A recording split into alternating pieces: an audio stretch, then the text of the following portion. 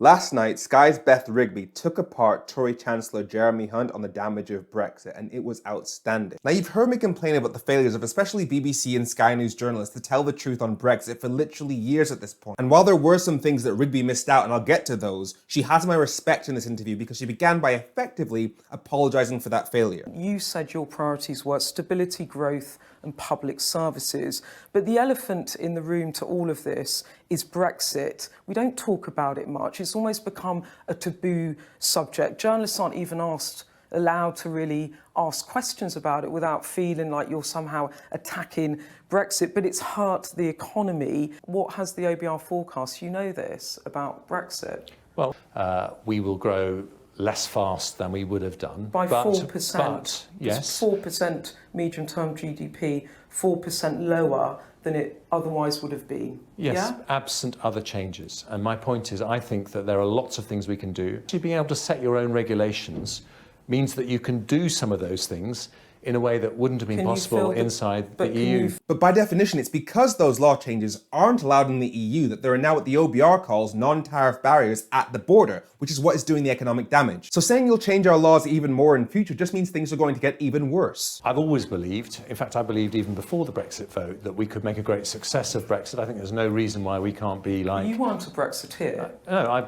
was worried about the constitutional risks, but economically, I've always believed we can make a tremendous success of it. You see, usually when I fact-check stuff, it's just half-truths and bias. That was a complete lie. In 2016, he said, the Chancellor is right. The NHS is funded through tax revenues, which would disappear following Brexit, a price paid by the poorest and most vulnerable in society. And now the OBR is saying that 4% GDP reduction over the longer term amounts to about £100 billion in lost trade and approximately £40 billion in tax revenue. Which proves that he was right in 2016 and he is simply lying now. We could be like Canada or Australia or Japan, smaller countries that absolutely thrive outside a big trading bloc. Japan and Australia mainly have trade deals with the countries that are geographically closest to them. And Canada is in the USMCA with America and Mexico, a trade deal that includes regulatory alignment, so having similar rules, as one of its explicit goals. Beth, I don't accept the 4%. That 4% is a figure that but says... you accept the OBR figures sometimes when you like them, such as falling inflation. You're happy to take that one.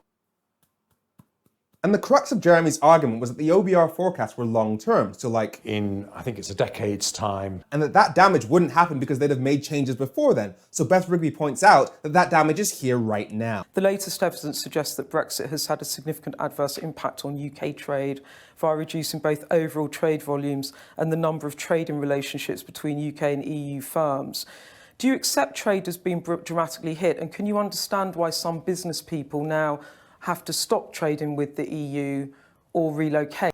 I accept there is a transition for businesses. That transition obviously presents difficulties for some businesses. Translation, Brexit has damaged the UK economy. Because we voted as a country to change our trading relationship with the EU. That was a decision the whole country made. Now, for starters, it was not the whole country. It was 52% of those who showed up to vote in June 2016, a majority that literally died years ago. And as for changing our relationship with the EU to one that now has trade barriers, here's what Brexiteers were saying in 2016. All those who say that there would be barriers to trade with Europe if we were to do a Brexit, it is totally and utterly absurd. We had a proper democratic process. That democratic process involved 52% voting to reject our old relationship with the EU in June 2016, 3 years spent negotiating a new relationship with the EU, which was then rejected by 2 of the 3 parties that supported Brexit, forcing the government to hold a general election in order to get their new treaty through Parliament, and the majority voted for parties that rejected that new treaty. So there is zero democratic legitimacy for this new trading relationship with the EU. It is just the Tories